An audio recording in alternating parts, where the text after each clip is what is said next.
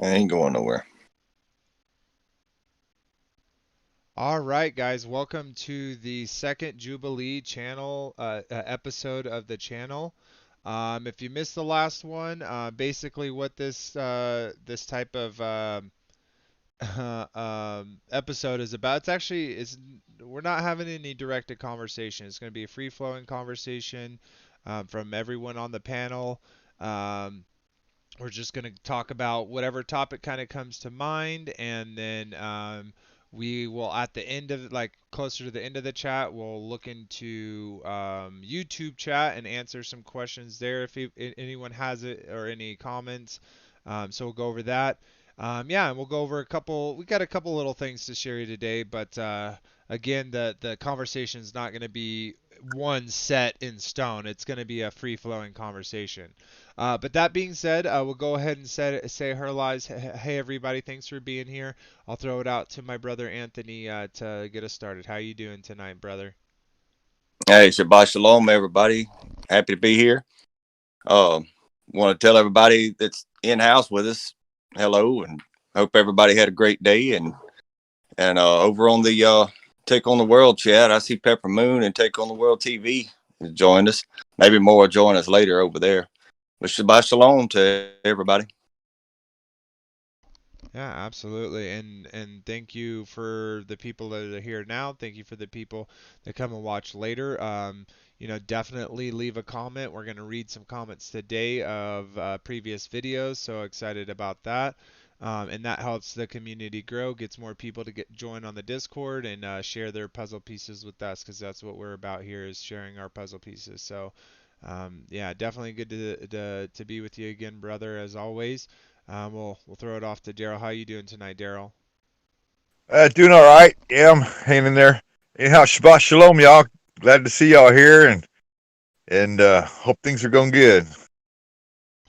Oh yeah, yeah. I'm excited about this because it's not like we're not pressed for time. We don't have to go over any specific topics, so it's going to be a nice, relaxing Jubilee, and so I'm excited about that for us in the channel. So, all right, well let's move on. How you doing, Frankie Bree? Rock Shalom, everyone. I hope you guys are having a blessed Sabbath. Nick and I went into the studio today. We're going to have a beautiful track for you. We're so excited about that. Yeah, it's completely blessed us. Gave us a great guy to record our music. We got one song on the books right now, and we got 9 or 10 more to come. So it was a wonderful day. Great day of fellowship and just using our talents. Really, really blessed. That's I hope awesome. you guys had a great Sabbath also. Yeah, absolutely. Yeah, dude, I'm super excited. For those that don't know, Frankie and Nick Splitty here are making a song for the outro of the show. So that's going to be fun, and it's not going to be copyrighted. So that will be awesome because it's our own original, people here that are making this stuff. So we love that. So yep, I had a great Shabbat. It was just chill, hung out, just enjoyed myself for sure. All right, well, let's move on. How you doing tonight, Nick? No, I'm well. Good evening, everybody. I just noticed how the whole graphic is different tonight because the Jubilee. It's just one puzzle piece, like floating out in white space. Like we don't have the table or anything. Like we're building like something specific. So that's kind of cool. I feel like that'll inform, what we talk about tonight, like completely free form. So yeah, I'm looking forward to this. Yeah, absolutely. And that was kind of the intent behind it, because it's like we're not really, we don't really have anything. We're not really bringing anything to the table. It's kind of just out there free floating ideas and streams. We're kind of forgetting all the stuff and kind of build something new, as you had said before. And I'm definitely excited to share that what you were kind of sharing with me earlier. But yeah, let's again, thank you for coming on. Now, we don't have anything pressing to do. Was there anything that you wanted to get into first, Anthony? No, I'm busy doing something at the moment. Okay, yeah, no worries. Well, if that's the case, I'm, All right. most of the people may have that are already here saw this, but I wanted to show it just because I think it's super duper funny, and I hope y'all saw it. And those that do see it here, and I please go check it out afterward. Leave a comment. Tell me what your favorite part about it. I want to make more of these, so even if it's like constructive criticism, I'm cool with that, or something that you loved about it, I'm cool with that. But I definitely would love some comments on it. But yeah, I'm gonna go ahead and pull that up. So obviously, most of the people know that I am a big fan of Wits It Gets It, and so Austin. And I say fan, like I'm not a fanboy of him, but I think he does a lot of cool, good things, and if I can glean some of that from him, that's awesome, and hopefully he's able to glean some stuff from me, when I throw my gravy out there into his chat. But that being said, so what this um, was his this was back in St. Louis. He went to the Arc, and at the Arc, this random dude like came up to him and started harassing him, and was totally what is called referred to as a gamma. So yeah, let's show that and see what y'all Can I think. say one thing before you start it? Yeah, absolutely. Notice the arch looks like the firmament. I think it represents the dome that we're That under. totally And it's wouldn't funny, surprise me at all. voice right in our face. You know what I mean? So I just noticed that when you're watching the clip, how the arch represents the dome. I just wanted to throw that in. All right, here we go. So this is What's It Gets It Clips, St. Louis Gamma Alert. Because even if you disagree with me, which just means you don't know anything about it and you haven't researched it, but you should agree with my right to say it, right? Well, the government doesn't agree. I guess the First Amendment has a stipulation that says no flat Earth.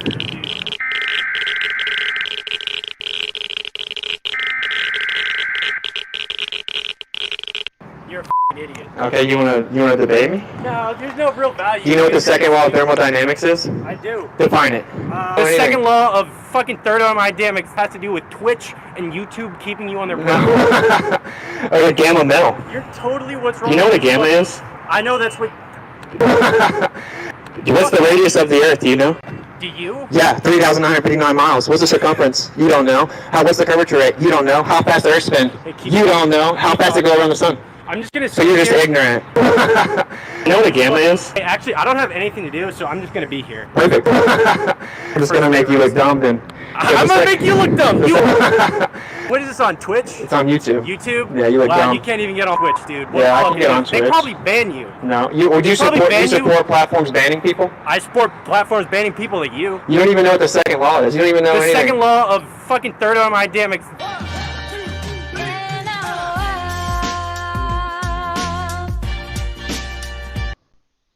All right, so yeah, that was the first one, and since I'm already here and it popped up, let me pause it. This is the other one. But before I go to there, would y'all think about that? I know y'all see it before, but just to get your kind of thoughts now here online.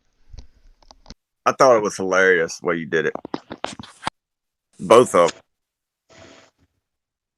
I just I noticed the way that Austin was talking to him. He looked like a boxer, and he was just jabbing him with truth bombs, just hitting him with left after left after left of truth bombs. It was so cool. He was just standing there going, boom, boom. It was like Muhammad Ali in a fight, just hitting him with quick lefts, boom, boom, boom, quick jabs. So cool. Yep. I didn't notice that the first time, but the way you put it together, Vader, it looked like a boxing match. He was just like stepping him back, stepping him with bomb after bomb after bomb. You don't know this. You don't know that. And he's hitting them. Oh, it's so cool, Yeah, I thought it was Uh, pretty funny. Go, what'd you gonna say, yeah, Nick? I was gonna say I like how you got the part where he's like, you know what, I don't have anywhere to be, so I'm just gonna stay right here. It's like, really, guy? Like we had no idea. Yeah, and I mixed it. I mixed it in with it. He goes, "You know what a gamma male is?" And he's like, "You know what? I don't have anything to do today. I'm just gonna be right here." And he's like, I didn't notice that. Yeah. he's like, perfect. And then he goes, What got me the most is whenever Austin went to when he got disgusted finally because Google was taking too long. Austin would just start telling him what Google was going to say, and then the dude would just read it right there on camera, pretty much word for word what Austin was saying. Yeah, that's the one we're about to play. Speaking of which, here we'll go ahead and play it. It's a minute and 53 seconds. This is how I usually watch Austin. Just kidding, but kinda.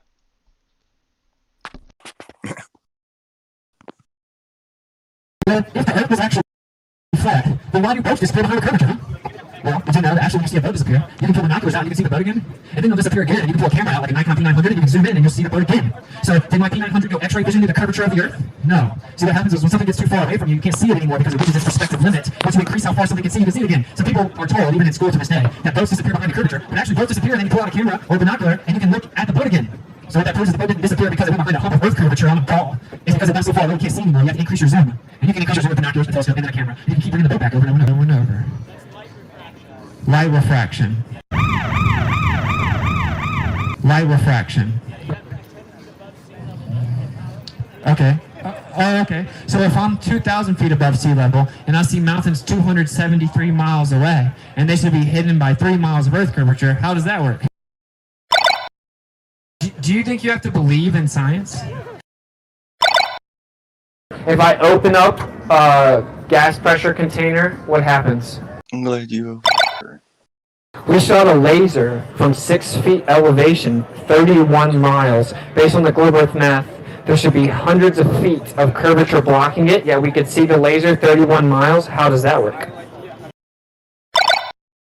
So I shot the laser 31 miles, it was observed, and we took an outside angle, and it showed that the laser was completely horizontal, and that just for future rebuttal was that it was curving. Outside measurement. What were the exact? No, we videotaped the laser from the outside, and it was completely horizontal. You see it was curving over 600 feet that wasn't there. Again, if you're taking a picture of it, the picture is also going to be subject to the same laws. Oh, so it looks flat, but it's curving 600 feet. It really depends on the kind. That's why I'm asking for the specification of the laser, which you have given me, and the specification of the camera. Right. Yes, that can be explained. Yeah, field engineer did this. This is very high level conversation. Do you understand lasers that well? If I start staying off the specification of it?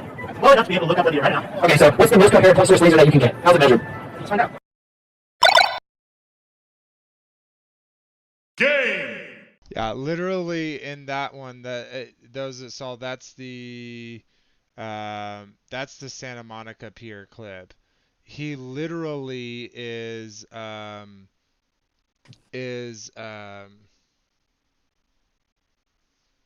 everything in the conversation, he just used Google as his defining feature of what is correct. And at that last point, he literally was like, he's like, okay, we'll tell, like, because Austin's telling them about the laser thing over 33 miles, and they got a picture of it, and he's like, okay, well, give me the specifications of the laser and of the camera. And then he's like, do you know anything about cameras and lasers? And he said, no, but I can Google, like, I know enough that I can Google it. So it was just so insane. And that's obviously from Super Smash Brothers, the sound effects and stuff. It was just basically like what my point is that guy fighting, all he kept doing is using an item.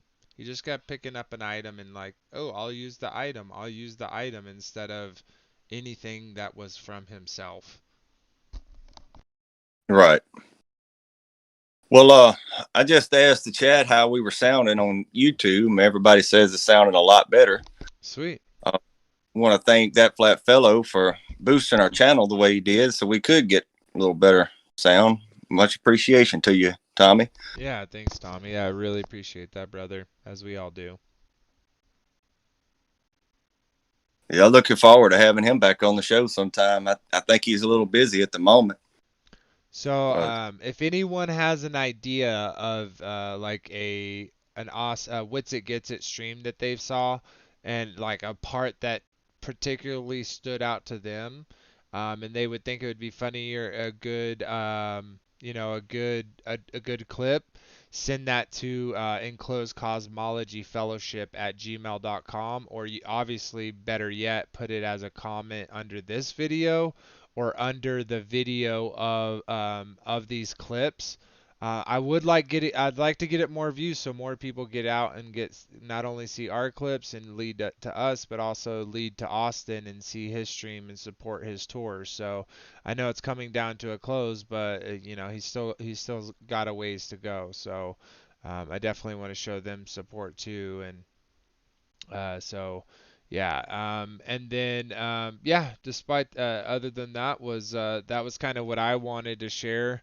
Um, just kind of things. Did anyone have any particular thing that they were kind of thinking about or something they've been munching or chewing on and kind of wanted to ask other people questions or research that you've been looking at that you kind of were thinking about? Anything like that? Anyone got for us? Well, I was talking to a friend today about space. If anybody wants to cover that a little bit, the person I was talking to wants to go to space really bad, and I was telling him a little bit about it, what little I could in the little chat message there, but uh, I think he wanted to kind of hear, what space is according to the geocentric flat Earth model and stuff like that. Before he goes and spends a fortune trying to get there. So, anybody want to talk about that for a little while?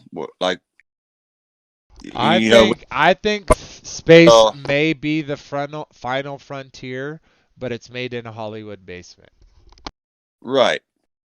But what about like August Picard? I can't remember how high he actually got in his balloon. But we know how high. I think it was like 40,000 miles. No, Or it wasn't. sorry, it's 40,000 feet or whatever. Sorry, not miles. Okay. I think it So, was 40,000 feet at the most because it did have to be pressurized and he did have to have oxygen, I believe. yeah. Oh, so Baumgartner got a lot higher than he did. Then he was 128,000 feet. But even at that, Supposedly. how high? I think what his question was ultimately was how high does someone have to get before they see curvature of the Earth? And yes, Dead Mouse, I'm talking about you. So how? I don't know, like you're talking about like you'd have to see the ball basically. You know what I mean? I don't think you can. I don't think you can get ever high enough. I don't think anyone can get high enough to see a ball because it doesn't exist. It's Well, like it's like even, I want to see someone make strawberry shortcake in a universe where strawberries don't exist. right. But even if it did exist, it 25,000 miles in circumference and all that stuff. If it did exist, we would have to get to a certain height to be able to actually see it. But then we have the firmament to deal with. There's a ceiling there. So I don't think anybody ever has gotten, you know, to the height that they would need to be at to actually see curvature. You see what I'm saying? According to the globe math, I don't know of anybody that's gotten high enough according to that math to actually see it themselves. Yeah, I get what you're saying. I don't, like even with the whole Jeff Bezos thing, like I think a rocket was launched, I think a thing was launched up there, but um, like even their like enjoyment, it literally seems like they could just be in a zero G plane, painted up to have a room that looks like that. They could easily mock like even the windows having light coming in through them, or just have it like a straight up studio room within a zero G plane. Like it, I don't know. I think that if you believe that space exists, and you have the ability, the money to go there, to spend money to literally just get away from the planet, like if you believe in said planet, seems kind of silly. It's like you're literally throwing away money to get away from the planet. It's not like once you spend that money, it's an investment. It's literally it's like a big firecracker. Even if it was real, you go up there and then you come back down. What are you gonna do when you're up there? It's not like you could, or they have hotels, or you could go to the moon, or any of the things that you would actually want to do when you go in quote space. All they would literally do would be like go out of space for a few minutes and then come back out. So even if it was real, it's retarded. Oh, I agree. What about all the starving children in America or the world, They want them to continue to starve. They want your money. They don't want you to give your money to somebody that needs it. But see, that's the whole thing about it. They make it, all the space and stuff, they make it look so fun because they get to float around and stuff. And, we could experience the same thing if we jump out of an airplane, parachuting or something. We can experience weightlessness that way. So I don't need to go to outer space to experience that. But it's just the portrayal across the television or their websites or whatever. They make it look so beautiful and so fun, and that's just so amazing to be there. And I kind of see it as not so good, like fire. Yeah, who knows? But speaking of Austin, I don't know if y'all know this. He's got, or not speaking of Austin. We were speaking of Austin before, but what I was gonna say is, he's actually coming here tomorrow. So he's gonna be streaming tomorrow from, I believe, downtown Salt Lake. I don't know. I'm thinking he's gonna go somewhere by the temple, but I don't know what he has exactly planned. We'll see here.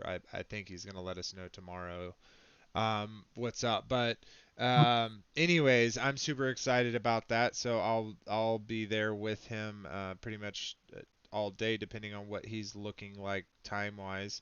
So that's gonna be fun. I'm excited to see him and be a part of his stream or his activism in general. So that's gonna be sweet. Um, yeah. So you had a scripture or whatever that you kind of wanted to bring up. You were telling me about, Nick. You ready with that? You want to go ahead and show that? Yeah, this was interesting to me. If anyone wants to pull up Luke chapter 16, where he gets into the parable of the unrighteous manager or the unrighteous servant, it kind of ties into Jubilees. I don't know if I should read the entire 13 verses, but I want to summarize the parable and what it means, at least the way I'm reading it. And basically, I have it pulled up. I'm gonna pull it up on stream. If you do want to at least read some of the verses. Yeah, well, let me run through it really quick. Yeah, absolutely. What translation do you have? I just have KJV, but you could do whatever you want. Okay, I'm gonna run through the New American Standard, but so right quick, what is the verse? Luke chapter 16 verses 1 through 13. And it starts, now he was also saying to the disciples, there was a rich man who had a manager, and this manager was reported to him as squandering his possessions. And he summoned him and said to him, what is this I hear about you? Give an accounting of your management, for you can no longer be manager. And the manager said to himself, what am I to do, since my master is taking the management away from me? I'm not strong enough to dig. I'm ashamed to beg. I know what I will do, so that when I'm removed from the management, people will welcome me into their homes. And he summoned each one of his master's debtors, and he began saying to the first, how much do you owe my master? And he said, 100 jugs of oil. And he said to him, take your bill and sit down quickly and write 50. Then he said to another, how much do you owe? And he said, 100 cores of wheat. And he said to him, take your bill and write 80. And his master complimented the unrighteous manager because he had acted shrewdly. For the sons of this age are more shrewd in relation to their own kind than the sons of light. And I say to you, make friends for yourselves by means of the wealth of unrighteousness. So when it is all gone, they will receive you into the eternal dwellings. And what I got from this is that Yeshua was ministering to people that, you have to be good at forgiving debts that other people owe to you in like small ways, just like money, for example. Because he goes on and he says, the one who is faithful in a very little thing is also faithful in much, and the one who is unrighteous in a very little thing is also unrighteous in much. And it ties in the Jubilees because he says, well, how much do you owe my master? And he said 100 jugs of oil. And he said, take your bill and write down 50. And 50 is that the number associated with the Jubilees with forgiveness and whatnot. And so it's just an interesting parable when I heard the Jubilees connection brought up when I was listening about it this week. Awesome. Yeah, thanks for that. Pull back up my main screen. Right. Awesome. Yeah, this definitely awesome. It's kind of interesting, right? Because just to finish that out, till 13, he says, I'll bring it back up. Boop, boop, boop. And it says, he that is faithful in that which is least is faithful also in much, and he that is unjust in the least is also in much. If therefore you have not been faithful in the unrighteous mammon, who will commit to your trust the true riches? And if ye have not been faithful in that which is another's man, who shall give to you that which is your own? No servant can serve two masters, for either he will hate one and love the other, or else he will hold to one and despise the other. Yet ye cannot serve God and mammon.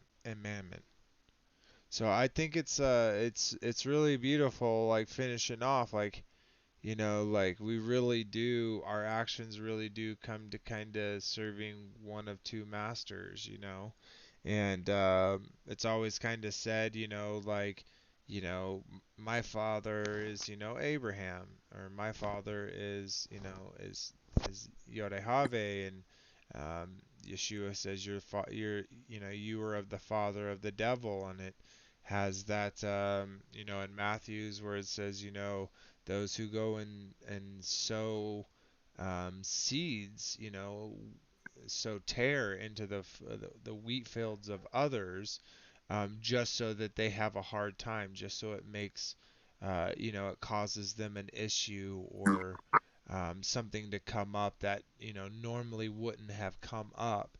And he says those, those are those are the children of the devil, the people that do that type of stuff. And we see it everywhere in our world, and the craziest part is, you know, um, that's what I believe, like our media is, like any news station, they are just sowing those seeds, to people, left, right, and center. And they're sowing them as like they're selling hotcakes. And so it's really sad to see people, and I said earlier before in our discussions, on Discord, how that I think that the evil one will put up these roadblocks, within our, our walks. And there's certain subjects, there's certain things, there's certain religions, etc., where certain people, they come to these places and they're nice and comfy, and and they just stay there. They don't keep pressing on and on forward. They're not taking up their cross daily and bearing it. And and while I say that, I'm not saying everybody's past the same, and the the you know the the condition of each roadblock is the same for every person. I know some people, for instance, alcohol is a huge roadblock for some people, that they just want to sit there and just stick with that. And other people can walk past it with there's no issue, and we each all have our own, things that makes us stumble more than others do. But what my point is like, I think we always should be willing to definitely test everything to be true. But it also, like, finishing that out, paraphrasing, but it says hold fast to what is good. So when we've measured things up and we get to a point where, like, what, this is true, then we don't question that. We just keep moving forward. And at sometimes, we'll get to points in our lives or in our walk where something that we have held to, be good and true, comes up in what could be considered a contradiction in our walk with what is to be true and what's to be true. And then that's where I say, like, lean not on our own, where the Bible says lean not on our own understanding, meaning that if we're unsure of something, we're able to come to our brothers and sisters and say, what about this? And it's definitely hard to do that, with a loving heart, and to do it without any ego in it, because it's very easy for any of us to easily slip over into, wanting to be right instead of wanting to be right, or I should say, wanting to be correct instead of being wanting to be right with your, fellow brothers and sisters. And there are those exceptions where there are those people who want to make it, make certain things, certain blockades, a salvation issue, where they say, Right. okay, if you don't stop at this, at this blockade, then, and you keep walking, then you're no longer in the covenant. You're a heretic. You're condemned to hell. And I was watching Sean's Torah portion today, and he was talking about something that's very important to me, and that I took with a big measure of how quickly our tongue and when I say tongue, I don't think that just means the physical words that we say, like you can text these things and it still be the thing, but how quickly our tongue can be our own damnation, because it says use your tongue to, to one part bless the Father, and then the second part of your tongue you use to condemn the image of God in your fellow man. And so, bringing up jubilees and stuff, I just like my spirit. The way that I want is, I'm never trying to offend people. I'm never trying to cause people to be offended. But I'm definitely gonna tell you where I'm at, what I believe, and I'm gonna, use apologetics, what I believe to be true, and I'm gonna be passionate about it, absolutely. And I'm not asking others to be passionate about what they believe, but I want to say just as much for myself, but to others, that we should always do it with a loving heart, that we should always do it wanting to share our pieces of the puzzle, but not being mad at people that don't see the piece of puzzle not only the way that you see it, um, but like, because there's so many difference and just to kind of throw up some things, like, um, shout out effed up world, he went on Sean, that was awesome. Like, I thank you for taking the time to speak with Sean, and Sean to take the time to speak with you. I always like to see, two conflicting views to come together and and see, what kind of comes from that. And to me, it's not about being right or wrong. It's about sharing puzzle pieces and being intellectually honest and spiritually honest to know that we don't know everything. And the more that, like, as people who believe in closed cosmology, knowing we know way less about where we live than we thought. We know way less about the word and what was thought.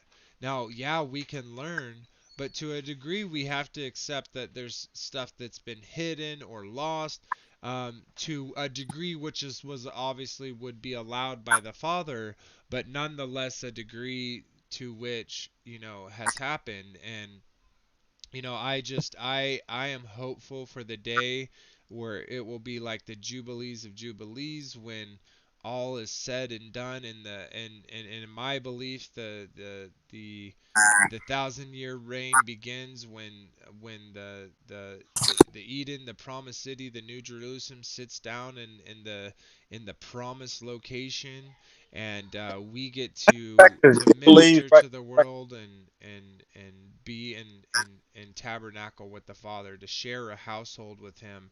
Yeshua says his Father's house has many rooms, and He goes to prepare a place for us. And if it wasn't so, He wouldn't say so. And so He's literally going to a place to prepare a place for us that is especially for us. And I think that's just like a shadow, like how He made our bodies to be our bodies for our reason. His sicknesses and all, struggles and all, tribulations, scars, bruises, blood and all. um, he's creating a place personally for us that's gonna let us know that He is, our Messiah. Like, He is our King. Like, who's had that where a king left his kingship for a time so that he could go specifically prepare a place for you and me and all of us. Like, how beautiful is that? But anyways, I've been ranting on for a while. I just wanted to say, it's so cool to me that you brought that up. And yeah, I'll turn it over to anyone who has comments or anything else they want to bring it up.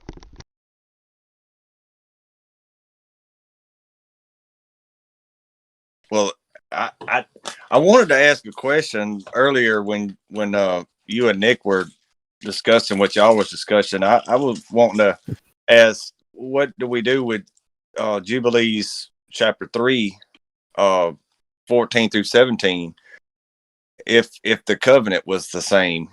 If the covenant has changed, rather.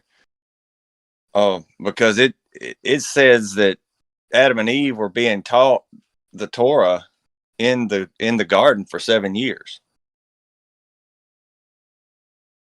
Yeah, I'd have to look at that, and I still would have to look at the overall conditions of their covenant with Yahuwah, which still, in my opinion, And that's kind of is getting vastly into a different. conversation that everyone didn't hear earlier. Yeah, it is, Anthony. So Yeah. Yeah. I'm not meaning to stop you, but that's getting into a conversation that had about like an hour at least of conversation before just so that everyone in chat and whatever is not like, wait, what are y'all talking about? Because you are kind of starting at the end of the conversation, but I don't want to take away from if we wanted to bring that up up at all. I kind of didn't want to, just because it is a controversial issue, and I'm not opposed to talking about controversial issues. I just more so this stream just kind of want to be chill. Like, if anyone Yeah. has any funny things or any, like Well, uplifting things, like that's yeah, always no, cool. I do. I do. It would be cool. We put a pin in that for later, Anthony. Maybe we'll have a stream in the future about some of these topics. But Yeah. again, I'm huh?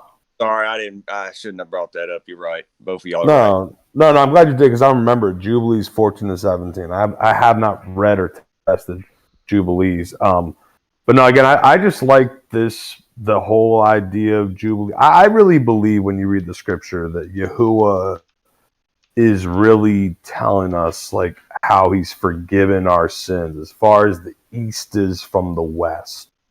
and he really just wants to wash away our sins and have us focus on him. And his name is the I am. It is, I am presently this.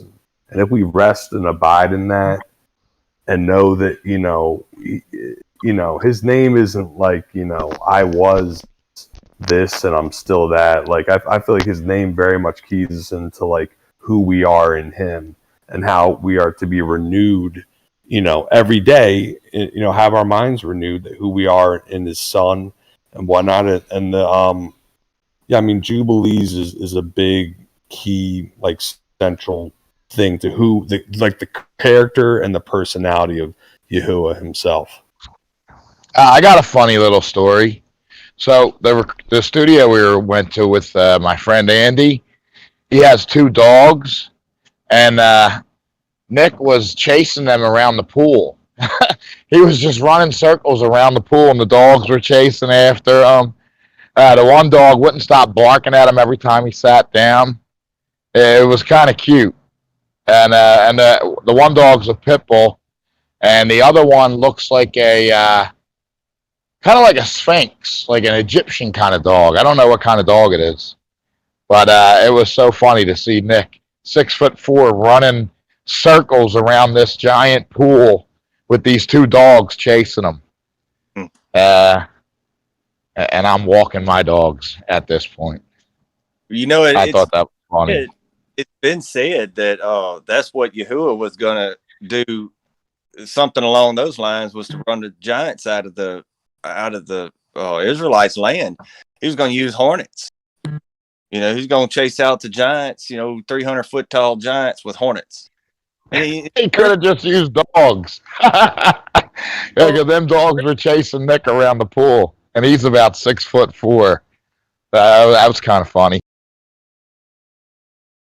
Yeah, but I mean, what I was kind of getting at first thought, why would you use a hornet to run out something that's 300-foot tall or whatever? But then you get to think about it. If you're getting stung by hornets, you're going to want to leave that area, right? So it does make a little sense to me. It could have been hornets, but of course we know that they didn't have faith a few times there and got defeated.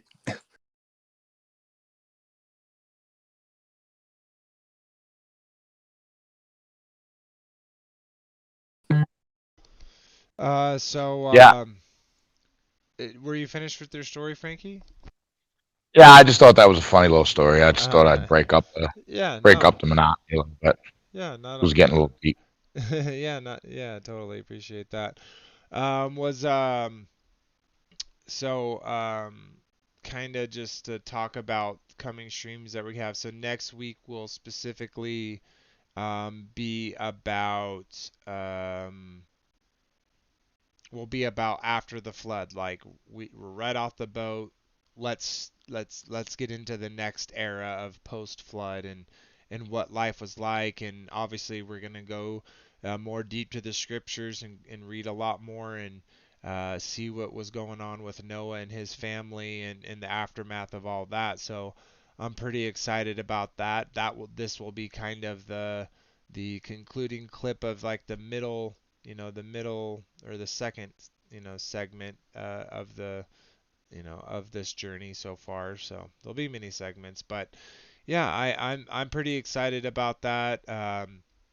I just want to kind of, say some things that are going on. So, my animation that we'll see next week for the stream is going to be updated and new. I'm excited about showing that off.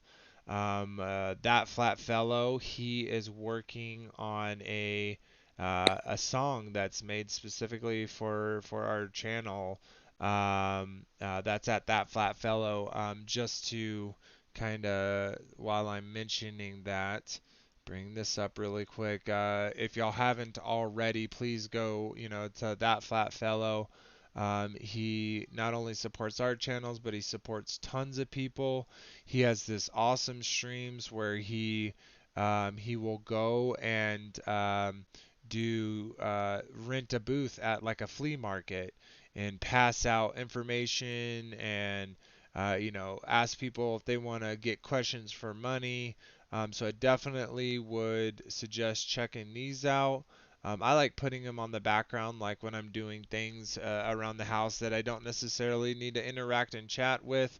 But I like interacting with chat too. But yeah, that being said, definitely check Tommy out. He's such a dear brother in our community, and again to what he's doing, he's working on a song for us. It's going to be for our intro. He also working on a kind of interim intro, like and like video for us. So um, super stoked about that. And then Frankie did mention it before, but they did Love Is Your Witness. Now, if you've seen the stream any before, we typically end it off with we've been ending it off with Frankie's song, and we're doing it just over Discord and the guitar and the sound, and so it doesn't always work out perfectly, but I definitely know and I'm super hyped that this song's going to be as great as it sounds just in the fashion we've heard it. So super stoked for that. And then Yeah, let me contact. Yeah, okay, we go put ahead. like for the guitar part, we put like a psychedelic sound on the guitar. It sounds so cool. It's got such like a '60s rustic feel, and then we doubled the vocal. We doubled my vocal, and then Nick is singing backing vocals. We got live drums on it. Uh, oh, and the bass line. I nailed the bass line in one track. Uh, and then our producer Andy is gonna. He's got some vocal ideas he wants to do when he's gonna be by himself. So he's gonna add some vocals and find like a matching sound for the voice with the psychedelic guitar. So and his wife was dancing and singing while we were playing the track. She said it's such a catchy tune, and I'm just super stoked about it. It was such a good day. I mean, we had a blast. Nice. Nick laid down the drum track, and the drum track is solid. Uh, he really he really got at it. It was really good.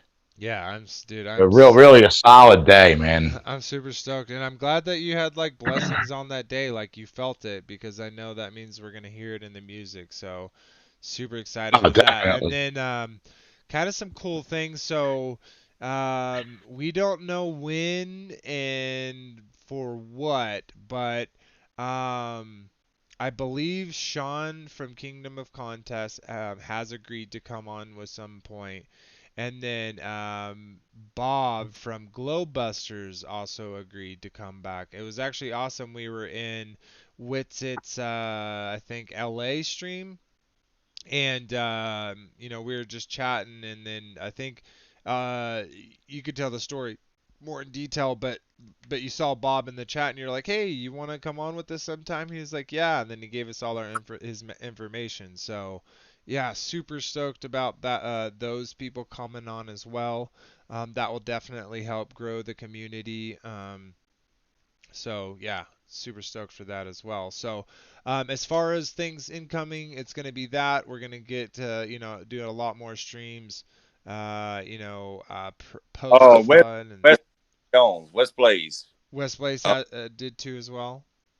yeah, he's agreed to come on hang out with us sometime as well. We haven't set up a date or anything just yet. It's kind of the same ballpark as what it is with Sean as well.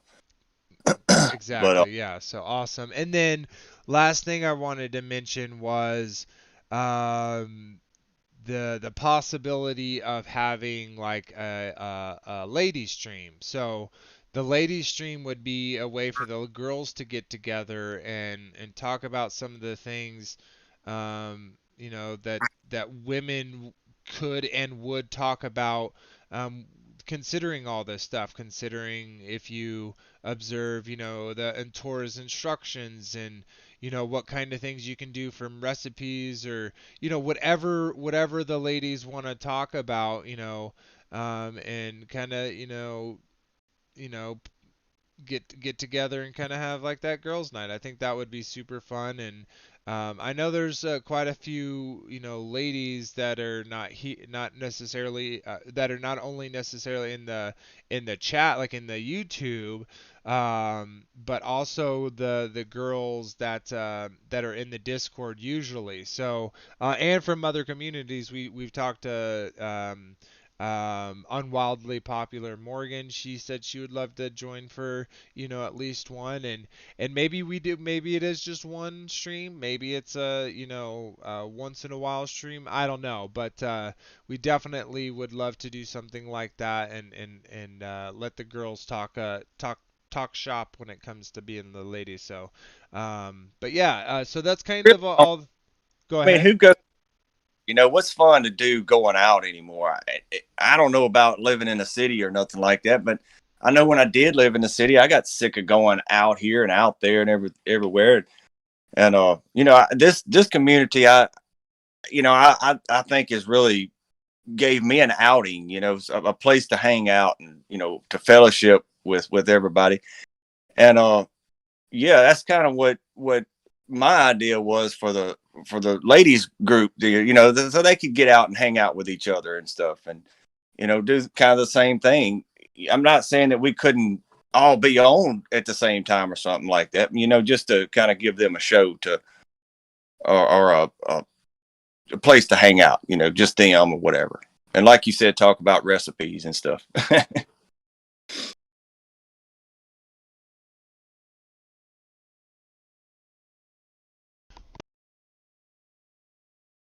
Did I lose y'all? No, you're still here. I mean, you're still there. I was just wondering if there was anything specific that you kind of wanted to talk about today, or happenings to you, that's just, you know, anything you was going on in your world. Oh, getting in trouble left and right. Um, it's almost like if you tell anybody outside of this community anything about scripture, they want to, oh, that offends me or something. They don't want to hear that. They got better things to talk about, like sports games that or the news. That's nothing but poison. But I kind of play. Sometimes I play these little online games when I just sitting around, ain't got nothing to do, and jumped on one and kind of talking about scripture and stuff like that. Well, I got in trouble for it. They said, well, don't talk about this. It makes everybody uncomfortable. Okay, no problem. So as soon as they went back to talking, they was talking about fornicating. I'm like, well, what's so bad about talking about scripture when the very first thing they're going Hmm. to talk about is something that's not offensive to me, but it makes me uncomfortable in a way. Totally.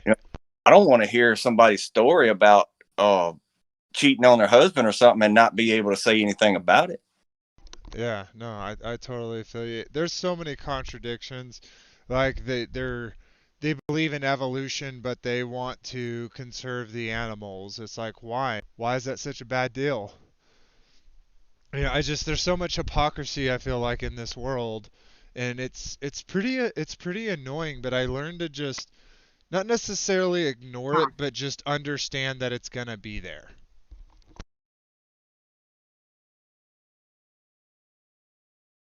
Right, right. But speaking about games, I thought about this. So, for those that watch the Babylon series that Kingdom Cast does with Sean Griffith, so he did one recently about the character Nurgle, the second beast. And what's really interesting is in a game that I play, there is a faction called they're called the uh, what are they called? The Death Knight? No, I don't remember exactly, but they worship what's called Papa Nurgle, and Nurgle is this like uh, about disease and all this stuff, and his it's funny because they actually kind of change it in the game where sevens are his favorite number instead of sixes, but it's like there's multiple sevens in his thing, so it's kind of interesting. It has some, kind of topics. So it's just crazy to see how this character that, like, at least for me, when Sean revealed, like, okay, look, it's this guy over and over. It's Anubis, it's Hades, it's Hermes. It's the same character that we see all across the culture. All across the cultures, just representative a little bit differently, and just showed that it's this exact same guy that the Bible mentions by name, at least in that dialect or that language. And yeah, it's crazy. It's crazy that he kind of showed that, and I kind of have some, I seen some interesting things from that. But anyways, But I just just kind of was. direct, just so everybody's clear, I don't play no games like that. I play Farmville type games. No, I don't. I get you, and this is things that that I'm learning that I never realized when I was, it's a board game, you know what I mean? But that's what I'm saying. Like, there's board games where you're playing against a mummy, right? But the mummy has all these symbols where if you didn't realize, it was like, oh my gosh, like there's Ankh and the Eye of Ra on this innocent little children's game. You know what I mean? Or there's it's just so proliferated everywhere that it's like, how did we not see this? Like, we see the caduceus, not only as a medical symbol, but with represented with Hermes, and then represented on the belt of the Baphomet. It's like this stuff's been in our faces, and we totally didn't even see it because we weren't looking at the symbols. We were looking at the image.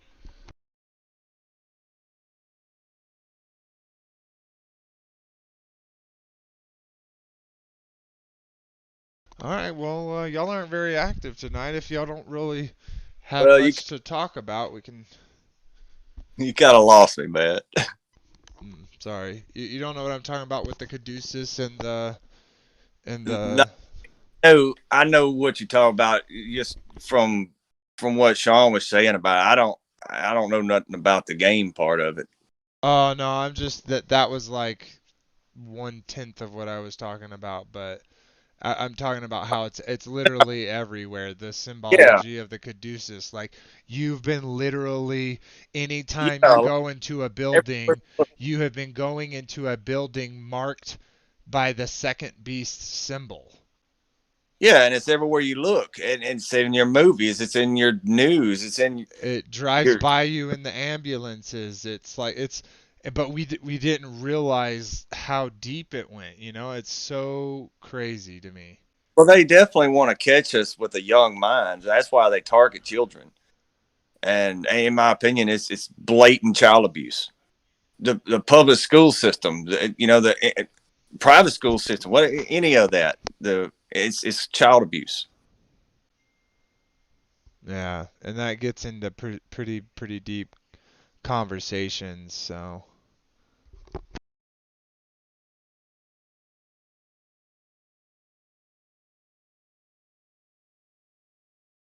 That's actually kind of a lot.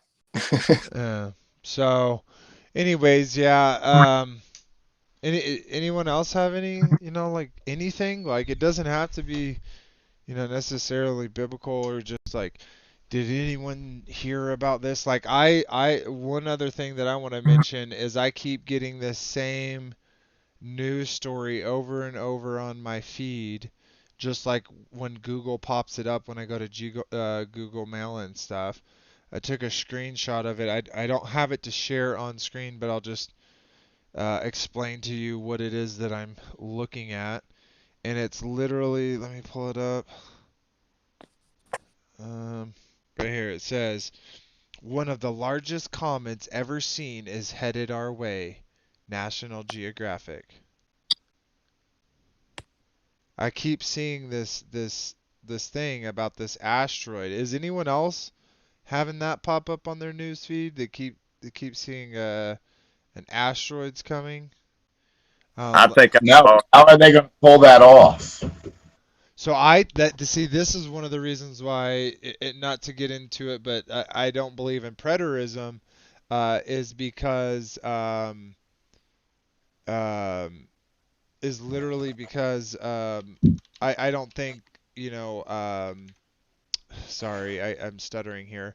What Revelation 9? I don't think it's been fulfilled, um, and um, and so I think at the whole alien buildup and stuff, asteroid buildup and stuff with the dinosaurs and everything, is in part um, is in part getting us revelation, getting us ready for revelation, for the reveal of the quote unquote meteor that hits the ground that causes this huge explosion, this smoke, and then the aliens come from the smoke. That's what I think that they're getting ready Yeah, but if we're in for. a dome, how are they going to pull that off? Like even a meteor shower, they can't pull off No, no, it's not. because It's we're in a gonna be an dome. angel, bro. It's not gonna. It's the angel talked about in Revelation 9 that's given the key to the shadow of the bottomless pit. They're going to make it seem as if this thing is happening. So I just pulled it up real quick, and it says 747 size asteroid skimmed by Earth, and scientists didn't see it coming. Asteroids. Is today the last day of humanity? This giant asteroid. The asteroid we thought might miss us. Well, you know, We had Austin on last week, and he said that the telehubble the telescope, they're actually watching the angels. Mm. They're watching the celestial beings in the sky. Yeah, You know what I that's mean? interesting. Don't panic, but a million asteroids may be hurtling towards by hiding near the sun. A huge asteroid almost hit the Earth, but also NASA didn't detect it until. Like, do you see what I'm saying? Like they put this in the news feed, just like throughout it, and they keep telling people asteroid, asteroid, asteroid. They're not putting this in people's faces because they're not going to do it. And then think about all the people that as soon as it's described as an asteroid and aliens are going to buy it hook, line, and sinker. And they're going to buy it hook, line, and sinker and be firmly established that they know that they live on a ball because of aliens. I'm not gonna buy it. Well, I know, of course, anyone of the like who's diligently, taking up their cross and bearing it and walking down the path, they're not going to be fooled for that. It tells us that that for the elect's sake, that we're not but it is a warning saying, if it were possible, the very elect would be fooled, but it won't because they'll be diligently looking, waiting for these things. But that's kind of what I'm getting at, is that's what I think they're it's like we're playing volleyball. They're setting up to do this spike of this literal asteroid that's not really going to be an asteroid. It's going to be the angel that it talks about in Revelations 9 and um, oops, in Revelation 9 and they're going to make it there. It says, and the fifth angel sounded, and I saw a star fall from heaven unto the earth, and to him was given the key of the bottomless pit, and he opened the bottomless pit, and there a smoke out of it, and arose a smoke out of the pit as the smoke of a giant furnace, and the air and the sun and air were darkened by the reason of the smoke of the pit. Like, what do they show you in movies? They show you an asteroid hitting and then it blanking out and darkening the skies. You see that in dinosaur movies, you see that in post-apocalyptic movies. And so what I'm saying is they're going to say this star is an asteroid, and when it hits and opens the bottomless pit, there's gonna be a smoke that comes out of that smoke. And they'll be like, "Oh my God, this is the smoke from it hitting and impacting, right?" And and then the lotus are gonna come on the smoke, and they'll be like, "Oh my God, it wasn't an asteroid, it was an alien ship, and the aliens are now coming out of the ship." But we know that they're coming up upon the earth, and there came out of the smoke a lotus upon the earth. And so, yeah, I think this is a very interesting thing in Revelation 9 because it doesn't go on to say, and this is what this vision was describing. It is telling you exactly what it's describing as it's describing it. But anyways, I'm kind of going down that whole channel of thought. But yeah, I think asteroids is definitely something that is a ticket, is an item, is a card that they have been showing us, and they're just getting ready to play it. And I think it's tied to the growing community of people seeing the world it really is, and at some point they're going to have a cutoff point and play that card, and then depending on what side of the fence you're on at that time that card is played, you're either going to either going to fall for that deception or you're not going to. That's my opinion, at least. It could be just, like you said, a deception to get people away from flat Earth, because it is a movement that is really putting a halt to their agenda. I don't Because think the more people that wake up to flat Earth, the less power they have over humanity. You know what I mean? I don't think they're trying to get anybody away from flat Earth as much as they're trying to get people away from Scripture and our Creator, Yahuwah. Well, That's the whole flat Earth is intrinsically tied into the story. Creator. If you take away the flat definitely. Earth, then you take away so much important parts of Scripture. Yeah, it takes away the Creator. The I mean, if there's no flat Earth, then there's no Creator. Yeah, like I'll give you an example of like when Joshua prays for the sun and the moon to stop. Like that is intrinsically tied to our cosmology, and that is labeled as, it literally says no, no day since or forth has this, has it happened that the Lord hearkened unto the voice of a man. So, it is definitely enshrined. He is the Most High. That's a title as well as a physical position. He is literally sits at the mercy seat at the Most High, and it's at the top of creation. I think we should do a study on the book of Second Ezra. I think you'll enjoy that book, babe. Yeah, definitely.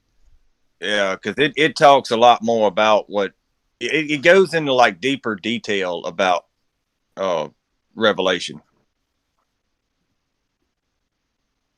Yeah, it's definitely a deep subject. But yeah, anyways, so I personally think that's the next big card to come. I think even the jab is just conditioning people for the next part of the story, just as much as the like being 6 feet is like TSA. You know what I mean? Like that's how strict they were back when the quadruplet towers fell down. You know what I mean? So Quadruplet. if you feel me. But yeah, so I don't know. Well, there's a theory that the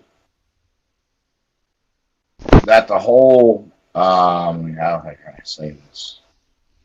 The whole 19 operation was a spell, was a delusion, just to get the jab implemented.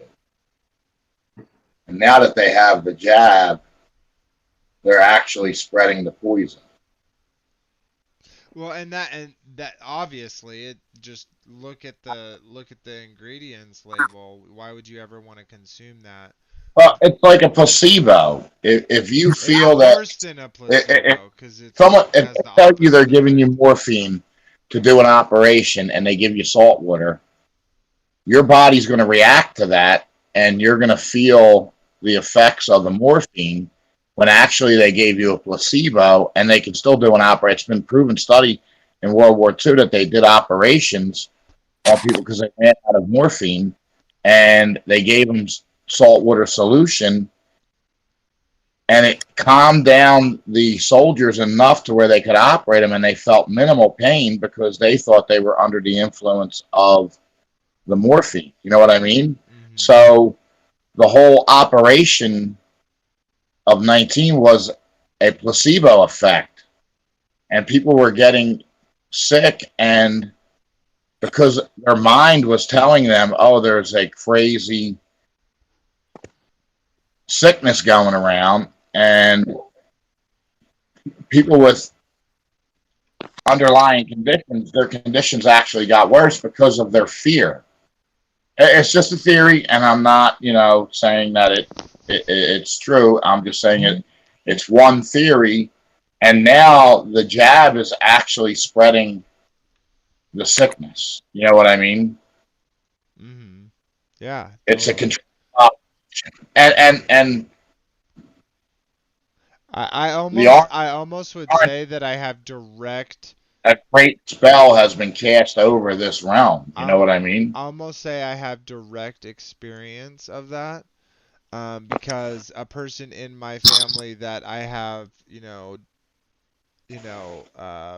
typical, like often interactions with ended up did going through that process for the sake of a job, and soon after that, a lot of people around were sick, but that's correlation and causation. I'm not gonna say for sure, but it kind of seemed that way from me. But I could totally, I'll say up front, I could totally be wrong. But anyways, It's powerful. It's a powerful motivation. I mean, fear can cause your body to have all kinds of reactions. You totally. know what I mean? Mhm. It is a, it can really cause your body to have really bad effects. Yeah, the And the fear that Job was in, I believe when Satan went to Yah and asked him permission to put all these plagues on Job, he already knew that he was in his power because of the fear that he had. And he really wanted Yah to give him permission to kill him because he knew that Job was in covenant with Yah. You know what I mean? Mhm. Totally. yeah, but But his fear, he could only put destruction on him. He couldn't take his life because Yah did not give him permission to do that. You know what I'm saying? Yeah. No. Absolutely. That, it's just my opinion on that whole scenario, Joe. Yeah. but Yeah. Job feared the Lord. He didn't fear what the devil brought to him. He didn't fear plagues and that whatnot. But he feared that his son, that his children were in sin against the Lord. That he feared that they had cursed Yah at their parties, and he was just in total fear of losing them, and I think he was in fear of everything. Well, if he was in fear of anything, then he wouldn't have been blessed by Yah in that situation because we're not supposed to fear anything of this world. And that's what I'm saying. He might have uh, feared for the circumstance, but he ultimately feared the Lord for the circumstance. Oh, definitely. But I just think when you're in fear, it opens up an attack Oh yeah. for the enemy to come in like a flood. You know what I mean? Oh yeah. Yeah, That's Because my opinion on it. and I kind of cuz like how and I really was actually like felt really cool when I wildly unpopular, she did a stream about like spirits and her testimony and stuff, um and she was talking about specifically about a part where that the unclean spirits, the or quote unquote demons, can talk to you in your head in your own voice. And I have totally experienced this. I knew it wasn't me thinking those things, but they were definitely being thought inside, quote unquote, thought inside of my head. And I bring that up because, like, in fear, I feel like you could be so more susceptible to listening to that unclean spirit in that voice. And I think that's why maybe people in super stressful or scary situations, fearful situations, would do things to other humans that they would not normally do. Because they're willing to kind of feed their flesh and keep that spirit, and listen to that spirit to keep themselves alive. If that makes any sense to anyone.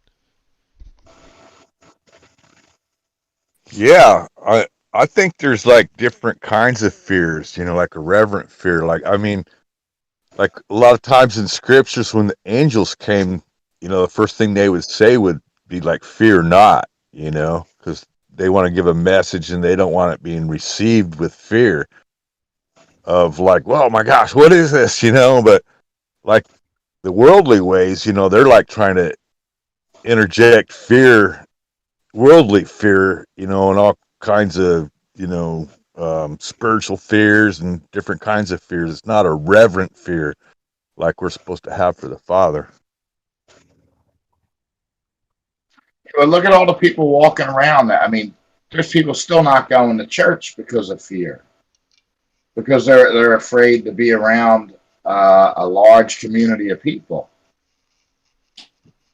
And now you see what happened to Rob.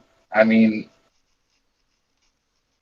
he's undergoing an ordeal, and it's just because of the way they're treating,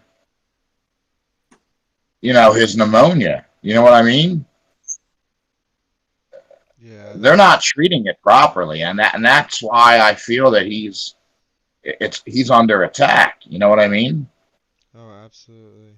I mean, I've heard nurses testify and doctors that I don't the get why. protocol I just don't get why he went to a hospital. That's what sucks. It's like, man, well, the protocol is I would worse. to be honest, I'd rather die. I feel like. Yeah, I mean, he had walking pneumonia. That's a really serious. And then they put the other thing on top of it. So, and there's a way to treat pneumonia, but they're not treating it. They're treating it. They're treating the other thing. You know what I mean? I don't want to say it. Yeah, no, Yeah. I feel you. You, Yeah, no, you know what I'm absolutely. talking about. Yeah, totally. Yeah, it's crazy, man. That's why I would never go to. I never want to go to a building that has that symbol as its, like, this is the symbol of this place.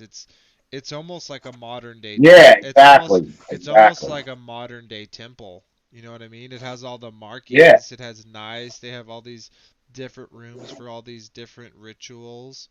You know what I mean? It's like super similar kind of. yeah, and You go the to your medical you go symbol to your alone with the yeah. two serpents Yep, yep. coming up the path. I mean Yeah. that don't tell you something. Yeah, and then add that into, you go to your special area that has your potions, I mean your pills, you know what I mean? Yeah. So it's like the same thing, but it's hard to say, right? Because there isn't just like an easy option where you can be like, okay, what's the best way to take care of my body, right? I feel like Scripture gives you quite a good amount of information, and I know some people would be offended at that because I would say, eat the things that the Father suggests us to eat. But I feel like literally a lot of those things can directly be tied to physical health problems that people have because of some of the food that they're consuming. And I'm not throwing stones. No one's perfect. But just another kind of thought there to add into it. You look at all the people that go to McDonald's and all these fast food restaurants. They all have health issues. I mean, I haven't eaten that stuff People. in probably about. I haven't eaten McDonald's in probably about 4 years, and my health is so much better. When I was eating that, I mean, I was overweight. I had really bad arthritis. I mean, I still have aches and pains, but I've lost 80 pounds and no 60 pounds, and I just feel a whole lot better since I stopped eating that junk. I mean, it is really, really, and there's people that there's no limit. I mean, we got a guy at work. He's got to be close to 600 pounds, and he's wolfing down cheese steaks, 3 pretzels at a time. He can't even get off his forklift because he's so big. And he'll have somebody bring his lunch to him, which will be a cheesesteak or a double bacon cheeseburger or some 4,000 calorie meal, and he'll just wolf it down on his forklift. And you can't talk to him because he thinks you're prying into his business. It's a shame. I mean, and I've kind of seen this. Is he one to put something over his front area so that he can restrict breath flow?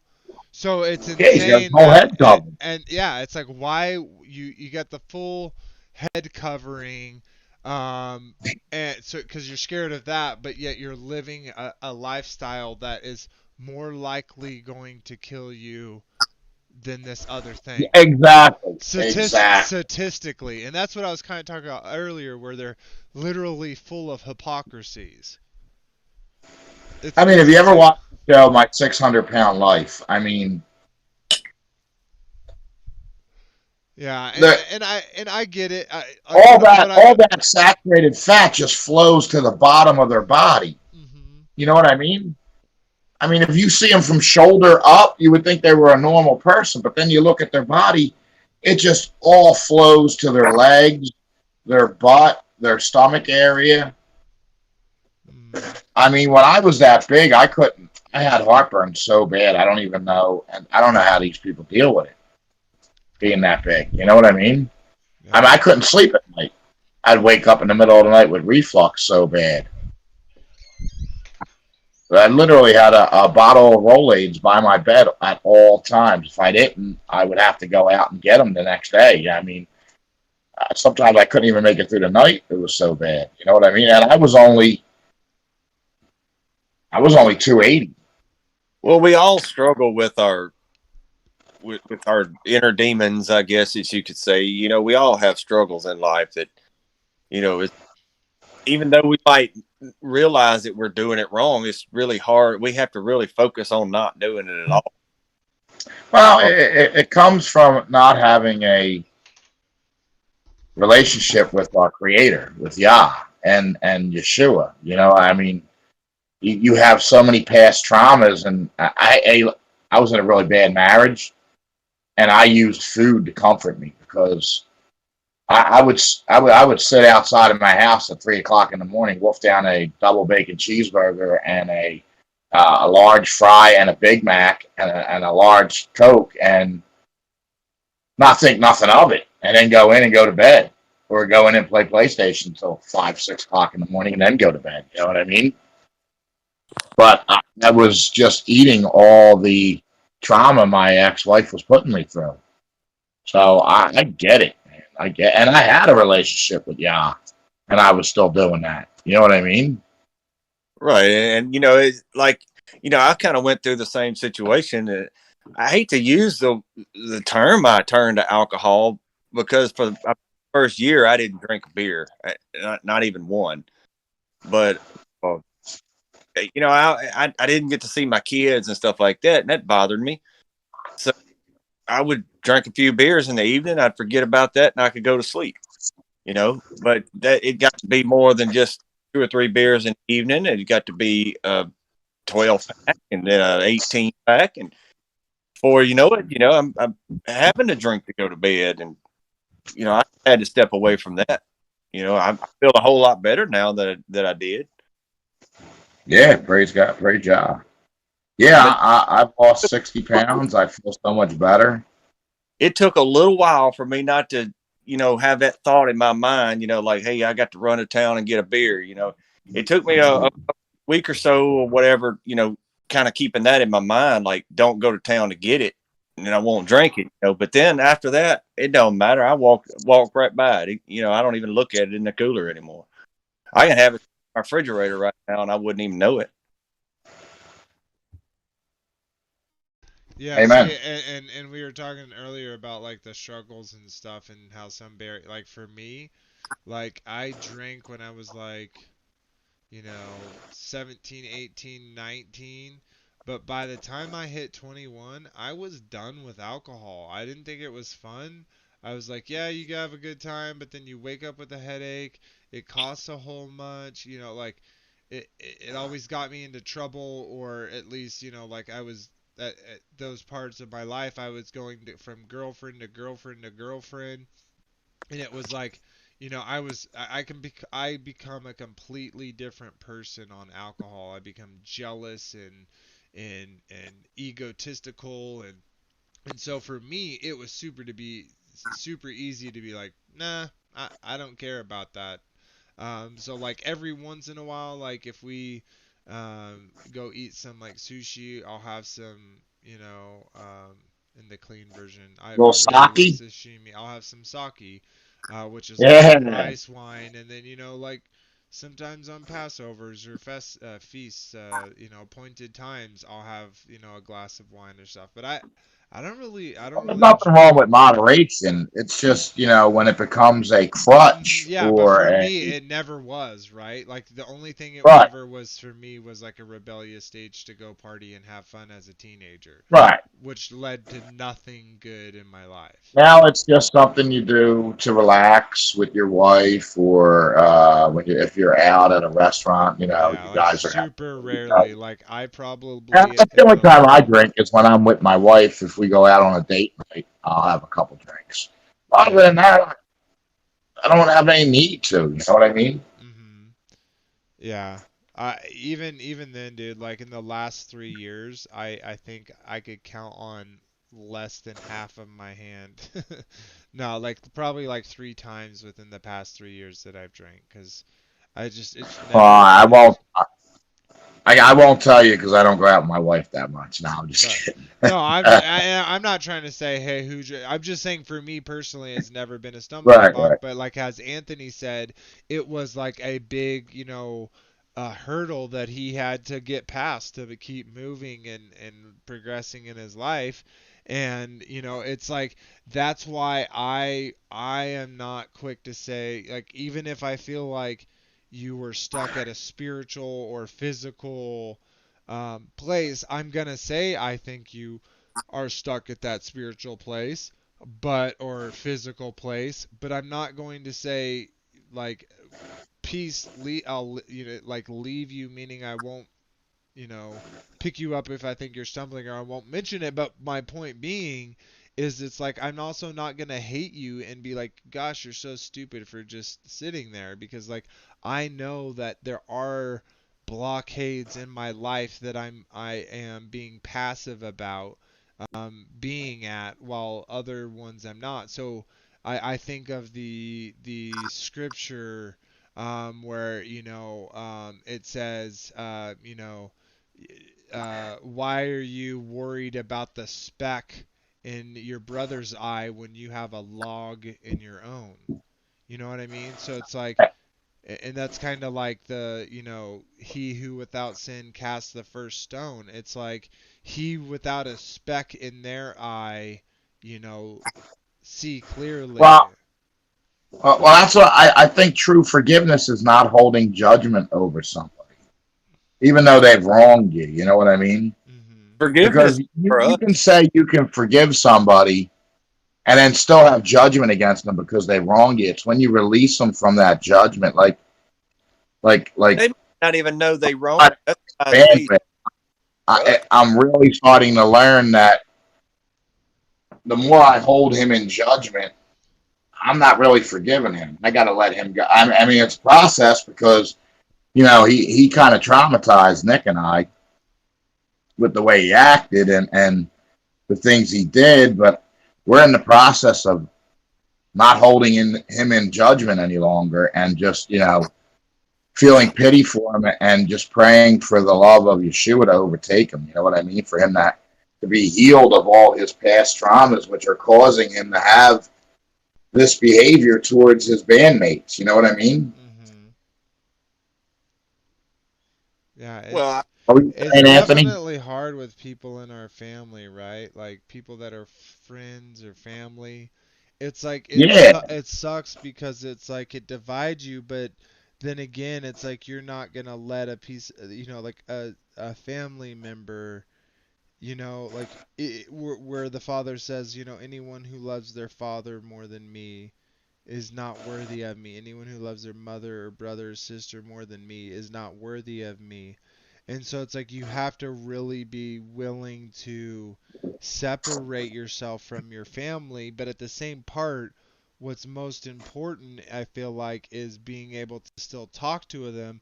And we all know that it's so difficult to do because it's like so important to us, these truths, these things that we're are being revealed to us. We want to share and have them under that same wing, under those same blessings. But then the people you care about, like, they fight you against it. And I understand that because again, we each have those strongholds or those blockades that we stop at. But it just sucks because it's like we all want to do the best for each other, but we also, have to work on ourselves. And I think that's well, just to when finish I, when up, I, is to say that's where it said, he says to love your neighbor as you love yourself. The qualifier there being, as you love yourself. And it's like loving yourself is pretty hard to do when you feel like you have sin or things that you're right. doing in your life that are not what in the Father's will. Go ahead. Yeah, especially when a family member or a friend offends you or wrongs you, it's because you've let them into your heart. You've opened yourself up. You made yourself vulnerable to them, and it just hurts so much when they wrong you. You know what I mean? And it's hard to really just let that hurt go and not judge them and not keep them in a place of unforgiveness. You know what I mean? And loving your enemy, yeah, that's a whole nother level that Yeshua has taken us to. I know You know, exactly. I mean, go I know. ahead, Anthony. I know exactly what you talk about. That's why I keep saying forgiveness is for us. Because if we don't forgive the person that wronged us in our life, it's just going to dwell in us. It's not going to dwell in the person that did you wrong. And you're torturing yourself by not forgiving that person and moving on and forgetting about what they might have done. Right. You're Well, it stops you from making walking in the spirit, also. You know, bothering them one bit. You see what I mean? They might not even they know don't that even care. They don't even realize they wronged you, or they don't even care that they wronged you. You so know what I mean? who is hurting in the So situation if you don't forgive them? us, They don't exactly. So why should we keep hurting ourselves? Why not forgive them for their and just move what they on. Yeah, yeah. whether But they know sometimes it's And all better yet, pray for them that they would come to the place where not only would they not want to do those types of behaviors to their fellow man, or to say it another way, to their fellow images of Yah, but to pray for their neighbor, I mean their enemies, right?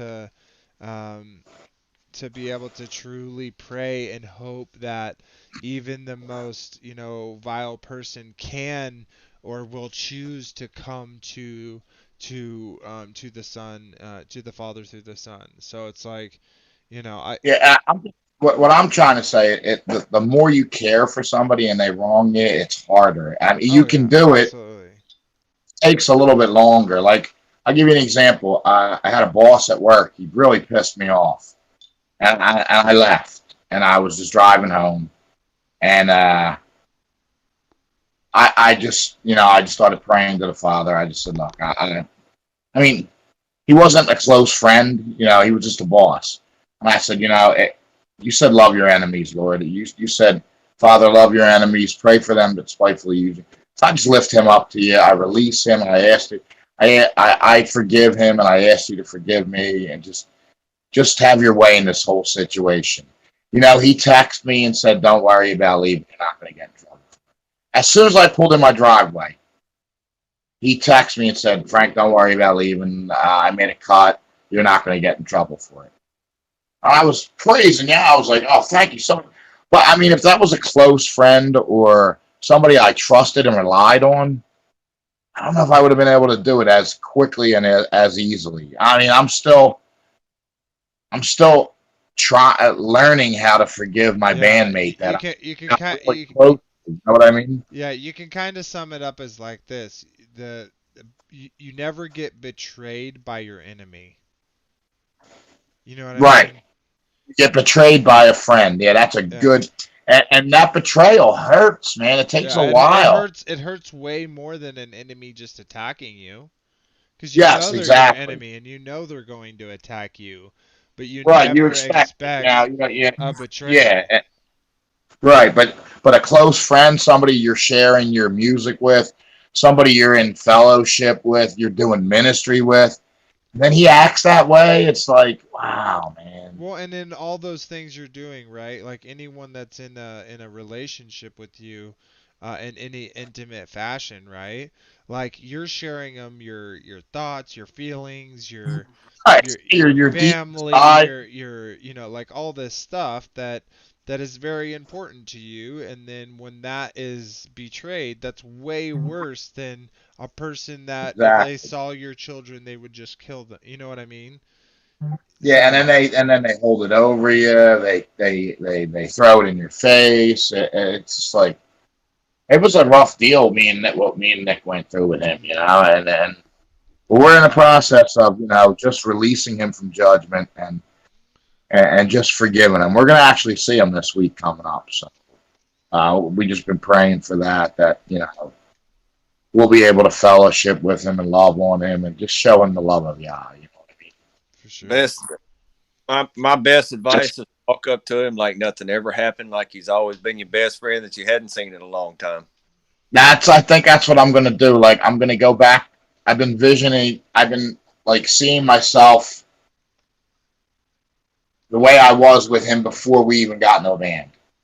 How I admired him, how I liked his talent, and I've been seeing myself having that kind of interaction with him, Right. just rewriting all the hurt. You know what I mean? Not reliving the hurt that whenever I see him having it feel awkward. Just going back to the way that I was when I first met him. You know what I mean? Mm-hmm. I think that's what the Spirit's showing me how to deal with this. Like visualizing it, putting it in my heart. Totally. Rewrite. It's like it's called rewriting your past. Like if you had a traumatic experience with your parents or when you were growing up, you were abused, or you just rewrite it, have a whole different image of it, have a past that was pleasant, and live out of that, and you'll actually heal your past, and it'll make your present and your future so much better. You know what I mean? Mm-hmm. Because it's a shame we're kind of developed out of the traumas of our past, and so many people continually repeat the traumas of their past in their present and in their future. You know what I mean? That's what I was saying like before, where that I don't think we're gonna give an account. Okay, I don't think we're going to later give an account of all the things we had done in our lives. I think we're currently giving an account of our lives to the Father as we live it. And the reason why I think that's important, because in reality, um, eh, everything that's happened to you in your past really doesn't matter, because you are you now and you get to decide whether you live in the Father's will or not. no matter what no matter what adverse enemy comes up, no matter what obstacle comes in your way, you know that the Father is for you, so who could be against you? And so Right. Well, go ahead. Paul said to press towards the mark, and he counts everything behind him as dung. You know what I mean? He is just living in the future, bringing the future into the present, looking forward, pressing towards the mark of the high calling, and counting everything behind him in his past as dung. You know what I mean? Well, Just living for the Father's will. and I'll give you an example. It's not like how long have you I don't think it should be how long have you been keeping the feast. It's are you keeping the feast? Like for example, for me, I think it's important to excuse excuse me, to observe the Bless you. appointed times, and so I don't think it's like a tally marker. Okay, I've done it for this many times. I think is that each time is the reason why I'm doing Sukkot or I'm doing the Feast of Unleavened Bread. Is my heart in the actual purpose of doing, not just to do it to say I do it, not just because it's a vacation, but am I actually doing it why the Father wants me to do it? And so you should live like that for everything, in my opinion. Yeah, it's like an excitement. You're looking towards it. I mean, look, there's another feast coming up. It's going to be a glorious time. You know, it's a time. It's an appointed diem. It's a time where I get the fellowship directly with the Father, and it's a time that I can look. It's not a check on my box. It's an opportunity. It's an opportunity to spend time with the Father and be blessed in His. Because the feasts are for us to come into Him. You know what I mean?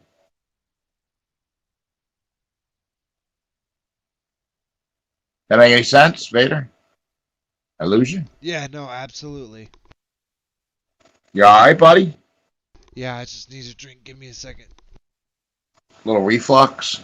The feast are a time that we should want to spend with Yahuwah. It's a time of rejoicing, man. It's a time of praise, and it's a celebration.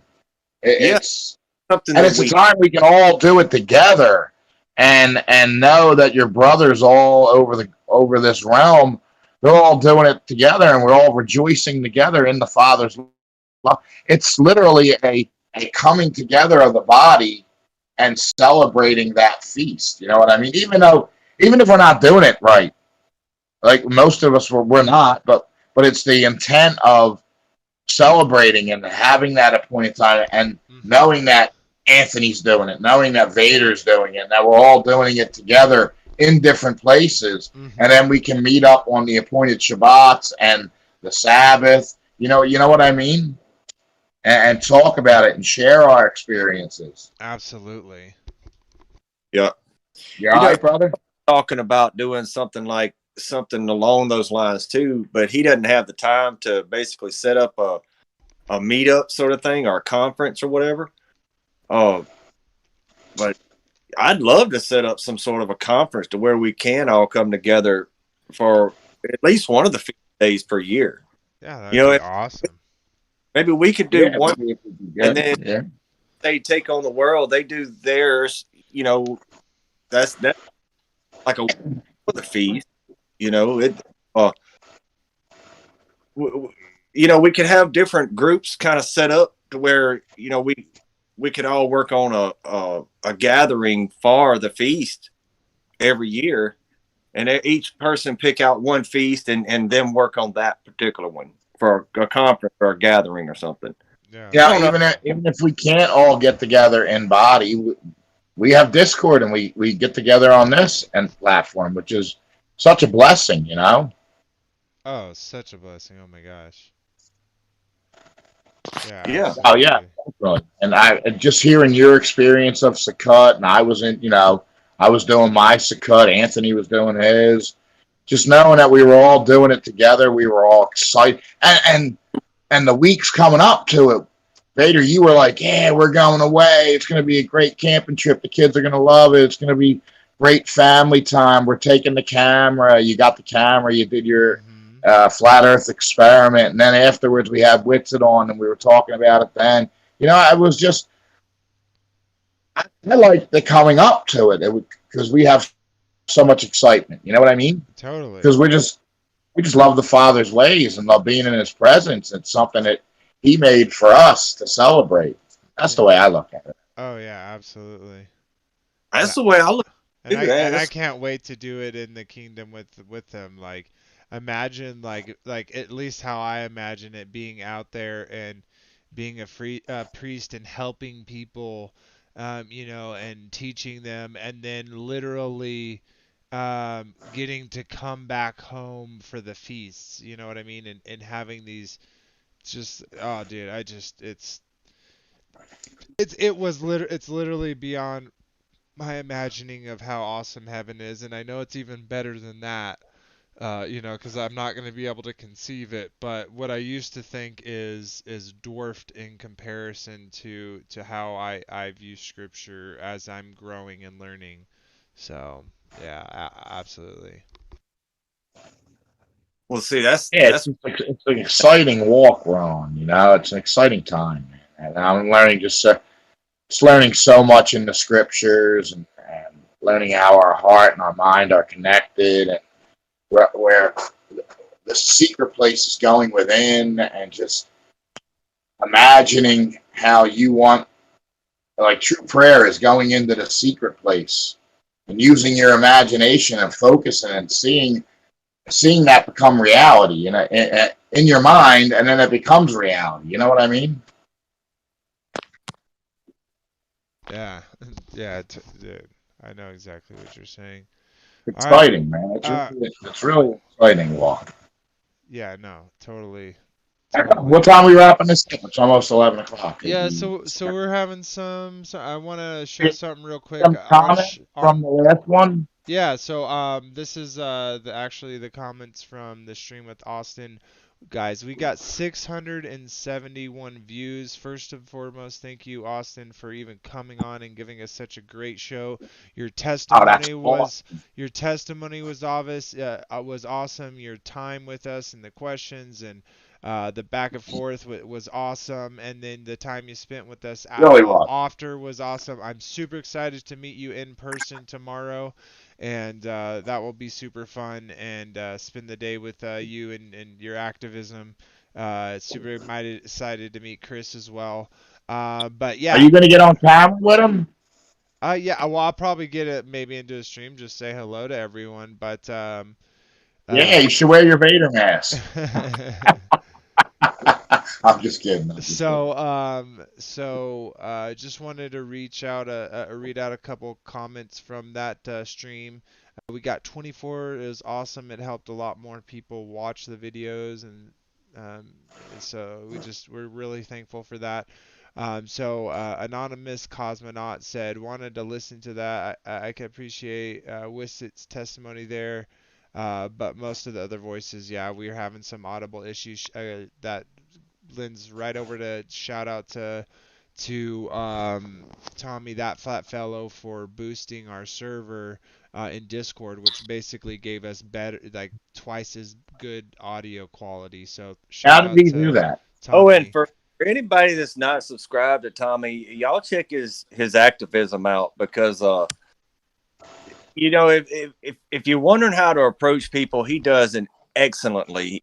And I'm not saying anybody's approach is a wrong way of doing it, but he just really does get a lot of interaction one on one with people in just normal everyday life. The way he approaches, talking with people.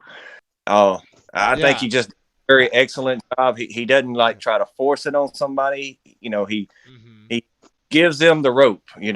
Yeah, absolutely. And then we did show that earlier on stream. So if you want to see what like the page looks like, it's easy. You can go back there, or it's just that flat fellow on YouTube. But anyways, uh, Bubs Bird Bear said, I appreciate this talk a lot. Yeah, it was, I did too, being a part of it and how awesome Austin is as a person, as a truther, as a channel. He does such a great job. And let's see here. It says your balls, sir, need an R value. You are a true human. Thank you so very much. That's so funny. I agree with him. His balls are the R value. And then Yeah, he's got some real kahunas, man. I mean, to stand out there and do that, it takes some real. He's got yeah, confidence. I'll tell you that. absolutely. And then Bill, we always see Bill in Austin's chat and various chats. He's a brother, and love for him to hop on here and join us sometime. And maybe he doesn't know how awesome we are yet, and this helped him. So let's see here. And then we had Sasha. Now, I'm not going to go into this whole thread, but all I wanted to say to Sasha was, you know, I'll just pull up this part real quick. Y'all can obviously go read it. But I just want to say, and why beholdest thou the mote that is in thy brother's eye, or the speck, but not considereth the beam or the log that is in your own eye? So all I want to say is, we're not perfect, and we also know that there are things that maybe we shouldn't do that we do, and we're not perfect. And just because we're not perfect doesn't mean we should accept that behavior. So I don't know if you want Austin to say, yeah, everyone should do drugs. Even though maybe he has a problem with it, even if that's true. So I would just suggest to you, sister, that you have a lot more, less hard heart, and that will help you, I think, in life. So, and then last to Emoji King, he just said, no volume, this sucks. I know, man. We've had issues with our audio in the past, and we had issues audio in this one. That was, I think, at our time, our 14th stream, maybe our 13th stream. So all I'll say is, we're getting better. We're all new to this and doing this thing. It was very, kind of coincidental that happens. I would suggest go maybe checking out the point 5 episode or the first episode. And that will kind of show you kind of where we came from, and how this has definitely progressed in the right way. So I do appreciate that you left a comment, but and we are working on those things, but just have a little mercy on us, is all I'd ask. But other than that, that was all the comments from that. Again, awesome video, awesome. Definitely check it out. And then before I go, I wanted to go back and just play one of the videos. I'm just gonna do the gamma the gamma alert again, because I think it's good. So let me pull that up, guys. Bear with me. Right quick, while you doing that, hmm I actually forgot to even talk about it, but I got some video footage of a cemetery near my house too. I've been talking about it for a few years, and well, I say a few years, about a year, I guess. Because even if you disagree with me, which There's a cemetery near my house. Oh, is it playing? Nope, go ahead. I paused it. I'm sorry. Oh, that's all right. I'm sorry. I barely can hear, but anyway, I did go out there and get some video footage of the cemetery, and I was a little exaggerating on the height, because when I first went there, I just stepped it off. I had no idea, but I actually brought a tape measure this time, and one of these graves is 8 feet. I think it's 8 feet 3 inches from headstone to footstone. Um, but I got a little footage of it. I couldn't find everything that I was looking for though, but I'm going to try to get it put together and get it to Vader Bear, and see if we can't cover it sometime or another. Yeah, it'd be interesting at least to look at it and kind of see what conversations come from it. Definitely. Um, so yeah, Yeah, I forgot. I'm gonna put this. We're gonna play this video again. If you want to kind of get set up in a kind of good place, Frankie, I guess we'll do this last time where we just do it over the phone. When we Yeah, I want to wait for the song because I don't want to ruin it. You know, No, I it's going to be. think you got to do it one last time, and then the next time All right. it'll never be live again. All right. All right, but we'll get that to in a minute. I'm gonna bring this back up again. Please, guys, go watch it. If you haven't seen it, like, go check it out. I did want to say to those real quick before I pull that up.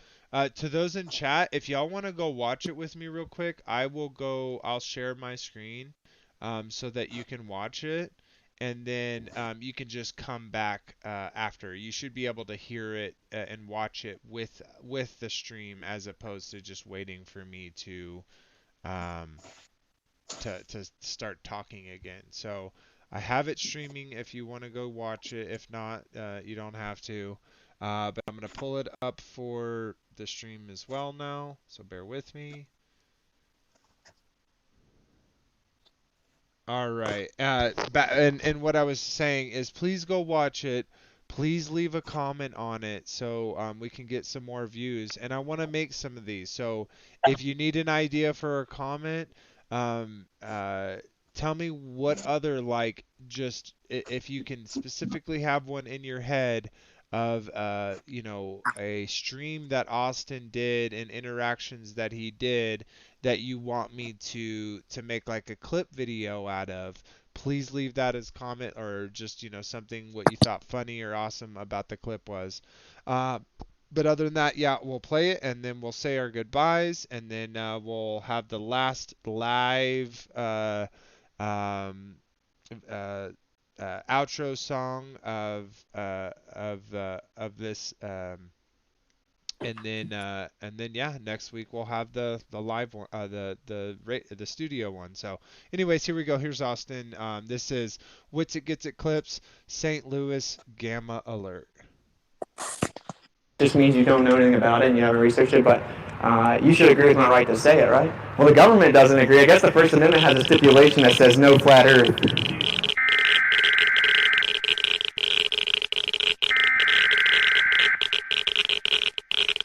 You're a idiot. Okay, you wanna debate me? No, there's no real value. Do you know what the second law of thermodynamics is? I do. Define it. The second law of fucking thermodynamics has to do with Twitch and YouTube keeping you on their platform. A gamma metal. You're totally what's wrong. You know what a gamma is? I know that's what. What's the radius of the Earth? Do you know? Do you? Yeah, 3,959 miles. What's the circumference? You don't know. What's the curvature rate? You don't know. How fast the Earth spin? You don't know. How fast it go around the sun? I'm just gonna. So you're just ignorant. You know what a gamma is? Hey, actually, I don't have anything to do, so I'm just gonna be here. Perfect. I'm just gonna make you look dumb then. I'm gonna make you look dumb. What is this on Twitch? It's on YouTube. YouTube? Yeah, you look dumb. You can't even get on Twitch, dude. Yeah, I can get on Twitch. They probably ban you. No, do you support platforms banning people? I support platforms banning people like you. You don't even know what the second law is. You don't even know anything. The second law of fucking thermodynamics.